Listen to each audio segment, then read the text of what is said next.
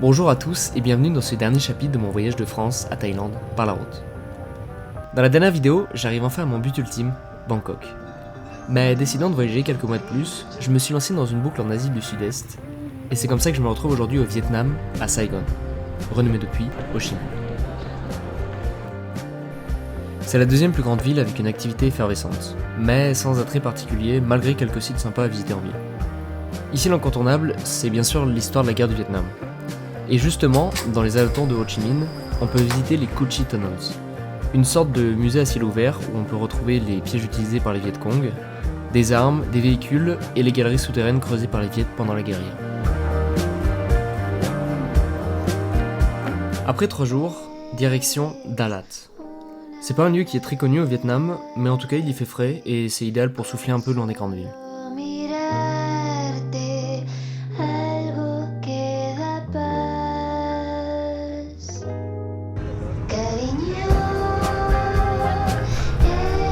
Mais surtout, un grand événement va venir perturber le quotidien. C'est le retour de Hailey. Souvenez-vous, on s'était rencontrés en Turquie et on avait partagé la route pendant un petit moment. Et c'est assez incroyable de se retrouver ici, 6 mois après notre dernière entrevue à Trabzon. Bon, disons-le clairement, la ville est assez moche. Mais dans les alentours, il y a quelques petits sites à voir, notamment cette ferme qui crée un café haut de gamme à partir d'excréments de belettes. Bon, c'est pas attirant sur le papier, mais le résultat en tasse est bien là.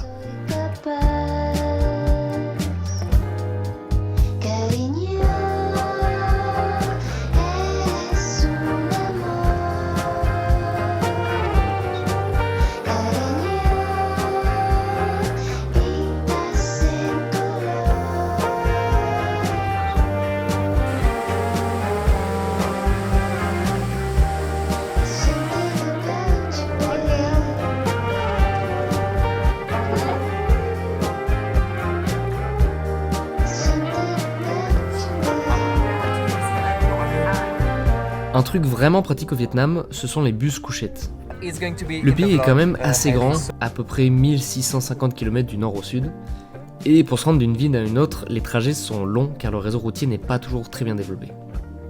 Avec ces bus de nuit, on a l'avantage d'éviter de payer un hôtel, et en plus de ça, le matin, on ouvre les yeux dans une nouvelle destination. Nouvelle étape, Hoi An. Enfin une ville qui a vraiment un caractère, avec son architecture colonialiste, ses couleurs chaudes, ses temples tranquilles et surtout ses lampions qui habillent chaque coin de rue.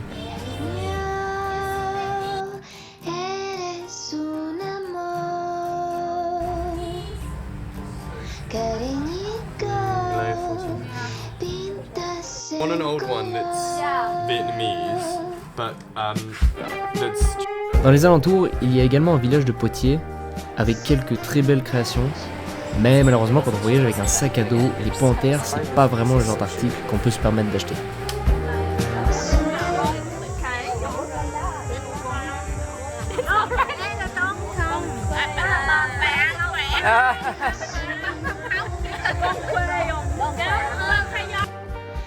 Hoi An sera un des endroits les plus chauds en Asie du Sud-Est. Le jour, la ville est plongée dans une sorte de torpeur et les rues sont désertes. C'est le soir où on voit les rues s'inonder de touristes, au moment où les lampions s'allument et baignent la ville d'une lumière à la fois douce et un peu surnaturelle. On visitera également les temples de Mae Son. On va rapidement passer sur le lieu car c'est une sorte de mini Angkor Wat, mais avec des trous de bombes à quelques mètres des temples. Donc rien de bien nouveau si vous avez vu ma vidéo précédente au Cambodge. Après Hoi An, on continue de remonter vers le nord, mais cette fois-ci on voyage carrément à scooter pour aller d'une ville à l'autre. J'ai nommé le Hai Van Pass. C'est un itinéraire populaire qui part de Da Nang jusqu'à Hue, en passant par un col de montagne et en offrant des vues à couper le souffle sur la baie de Da Nang.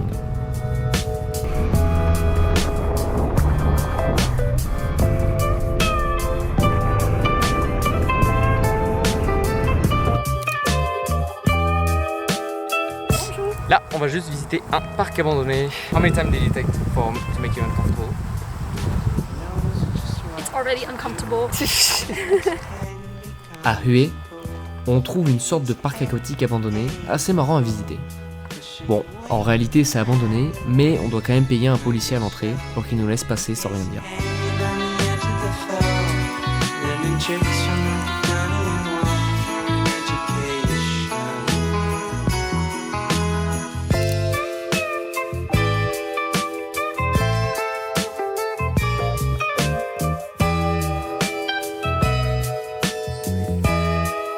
C'est à ce moment-là que je décide de laisser le groupe de leur côté et de rebrousser chemin direction Da Nang.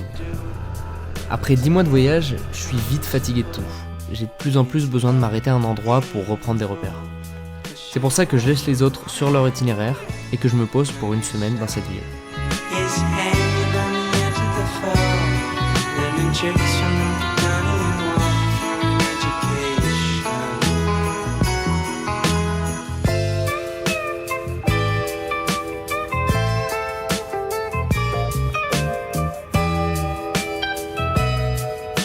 Ça peut sembler bête, mais simplement de savoir où on va manger, où on va dormir et ce qu'on va faire dans sa journée, eh bien ça change du quotidien de voyage où on doit chaque jour se poser des centaines de questions, prendre les bonnes décisions et optimiser chaque journée. Et je n'ai pas choisi la ville de Da Nang au hasard. Apparemment, c'est un des meilleurs spots pour surfer au Vietnam. Et malgré les petites conditions à cause de la saison, j'arriverai à profiter de 2-3 sessions vraiment pas mal.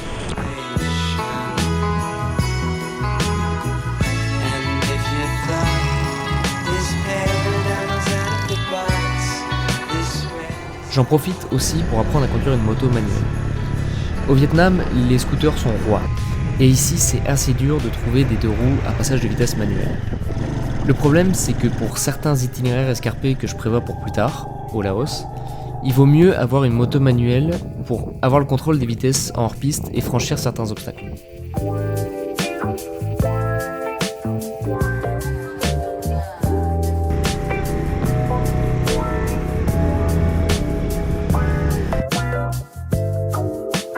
Au bout d'une semaine, je reprends la route en direction du nord.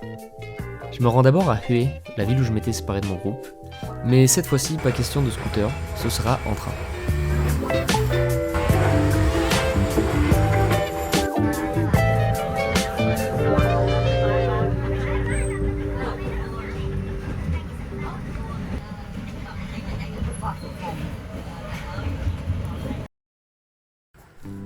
Hue, c'est clairement un incontournable au Vietnam pour la raison suivante. Le palais impérial de la dynastie Nguyen. Le site est très grand et l'architecture d'une richesse de détails incroyable.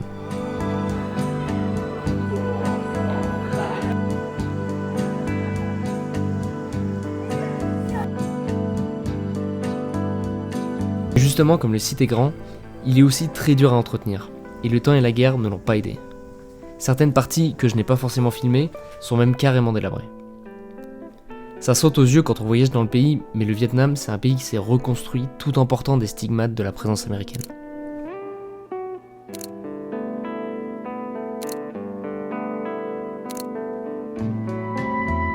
Je poursuis ma route vers le nord en traçant en gros bout jusqu'à Ninh Binh.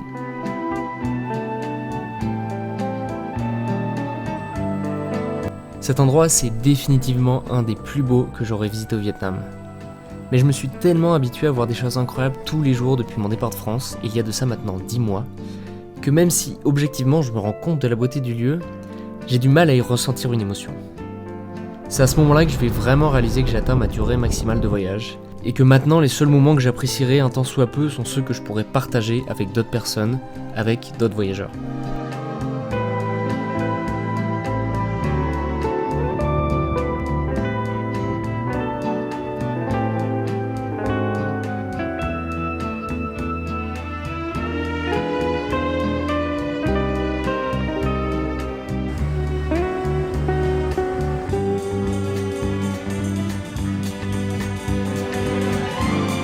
Je finirai mon séjour à Ninh Binh par la pagode de Bish Dong, où on y trouve des panneaux bouddhistes décrivant des principes de cause à effet complètement arbitraires, mais plutôt marrants.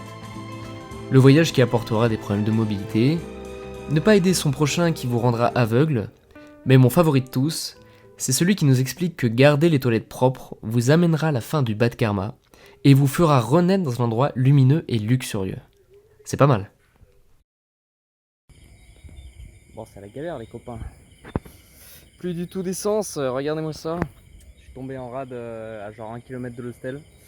J'ai plus du tout d'essence et du coup bah là je suis obligé de pousser quoi. Donc voilà, on est parti pour un petit kilomètre de pouce-pouce dans la cambrousse vietnamienne finalement. Donc voilà, c'est parti. Et enfin mon dernier arrêt au Vietnam, la capitale, Hanoï. J'y retrouve Amel, que je n'avais pas vu depuis Katmandou. Hanoï, c'est beaucoup plus chaotique en comparaison à Ho Chi Minh.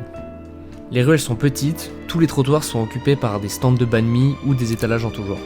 C'est bien simple, les trottoirs servent à tout, sauf à marcher dessus. Mais ça donne aussi un caractère moins superficiel à la ville, c'est très cool à découvrir, mais c'est aussi beaucoup plus prenant, voire fatigant. Et on arrive à la fin de cette vidéo. Désolé d'avance si l'ensemble était un peu décousu, mais j'ai vu tellement de choses en si peu de temps que j'ai dû mettre en voix off toute la vidéo pour pouvoir connecter les séquences entre elles et faire un récit en tant soit peu cohérent. En tout cas, j'espère que vous aurez quand même apprécié la vidéo, et je vous dis à bientôt pour le tout dernier épisode de cette aventure d'un an. A très vite.